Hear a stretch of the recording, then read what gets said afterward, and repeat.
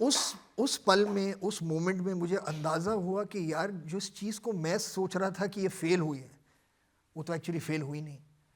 और ये भी अंदाज़ा हुआ कि हम, क्योंकि हम फिल्म इंडस्ट्री में हैं, हमारा एक ही बबल है, वहाँ पर हम मुंबई में रहते हैं, तो जो बातें होती हैं वो हमेशा बिजनेस के बारे में होती है, बॉक्स ऑफिस के बारे में होती हैं।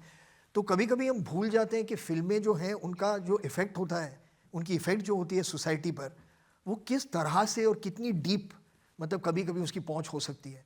तो ये एक रिमाइंडर था मेरे लिए कि जो भी आप काम कर रहे हो, जो भी मैं काम करूँगा आगे जाकर, मैं इसमें नहीं फंस जाऊं कि यार ये वीकेंड का कलेक्शन क्या है। मैं अच्छा काम करूं, अच्छी स्क्रिप्ट्स मैं करूं, क्योंकि एक ऑडियंस है उसके लिए, जो आज अगर ना हो तो कल या परसों तो हो ही जाएगी। तो मैं ऐसे सोचता देखिए, नॉर्मली मुंबई फिल्म इंडस्ट्री में माना जाता है कोई फिल्म कमर्शियली सक्सेस ना हो, पैसा ना कमाए, हूं। जी तो फिर उस तरह की फिल्म पर हाथ नहीं डालना चाहिए।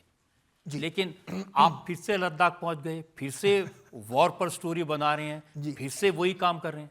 दरअसल मुझे लद्दाख बहुत पसंद है, तो मैं नहीं, लेकिन सच बात है, मैं लक्ष्य के लिए लद्दाख गया था। फिर उसके बाद मैं लद्दाख गया था भाग मिल्खा भाग के लिए, और अब 120 बहादुर के लिए।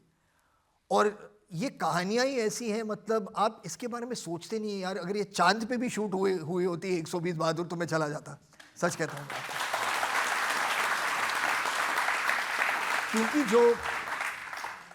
वो जो लोग थे, वो किस तरह के लोग थे, किस मिट्टी के बने थे, क्या मतलब क्या पा गए वो, क्या किस तरह से वो लड़े, वो जज्बा क्या था, मतलब वो आपको एज एन आर्टिस्ट भी कैरी करता है। वो हुआ होगा 1962 में, लेकिन उसकी जो एक फीलिंग है, जो एक पैशन है, जो एक एनर्जी है, वो जब आप स्क्रिप्ट सुनते हैं, कहानी सुनते हैं, वो आप में ऑटोमेटिकली आ ही जाती है।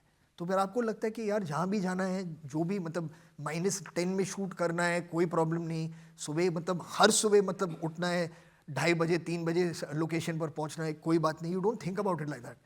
तो मुझे तो बहुत खुशी है कि मैं इस फिल्म का हिस्सा हूँ। और ये कहानी मतलब बहुत साल पहले बन जानी चाहिए थी, मगर आज बनी है, और I am very very happy to be a part of it.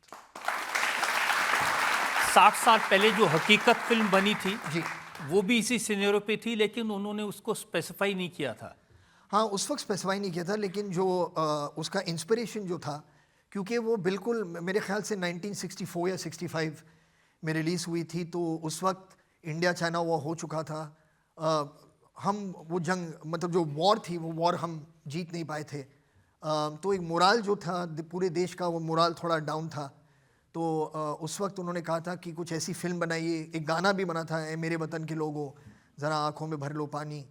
तो ये देश को एक एक सौरों से, लिफ्ट करने के हाँ लिए। बिल्कुल, एक लिफ्ट करने के लिए ये फिल्में बनी थी, ये गाना बना था। और या बड़ी ब्यूटीफुल फिल्म है हकीकत। तो अब आप क्यों बना रहे हैं?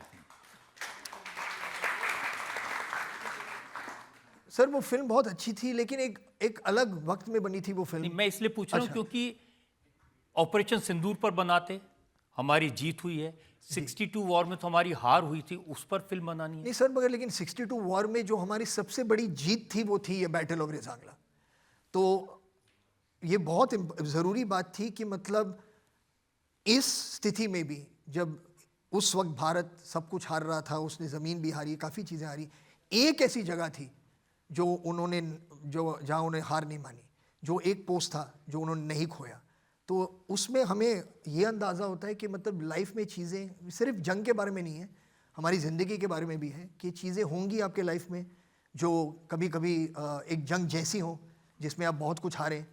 लेकिन अगर आप शैतान सिंह जी जैसे और उन 120 जवानों जैसे, मतलब आपके अंदर अगर एक हौसला है, तो आप किसी के भी चीज़ के सामने आप उसे मिलकर, उसे मुकाबला देकर आप लड़ सकते हैं। तो दैट्स एन इंस्पिरेशनल थिंग्स।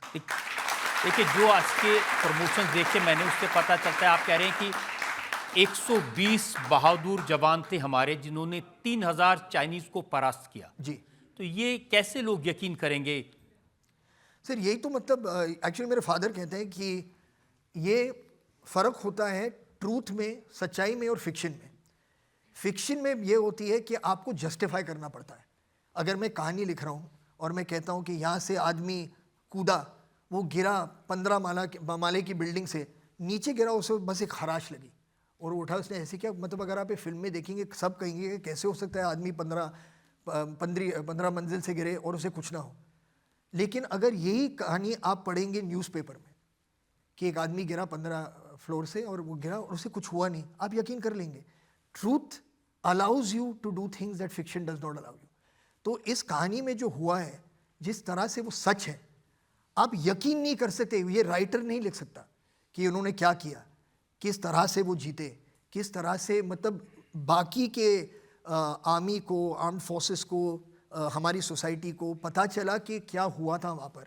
ये सारी चीज़ें बिल्कुल ही लाजवाब हैं और मैं ये जॉय ऑफ डिस्कवरी छोड़ दूंगा आपकी ऑडियंस के लिए। जब वो फिल्म देखें तो उन्हें अंदाज़ा होगा कि क्या हुआ था।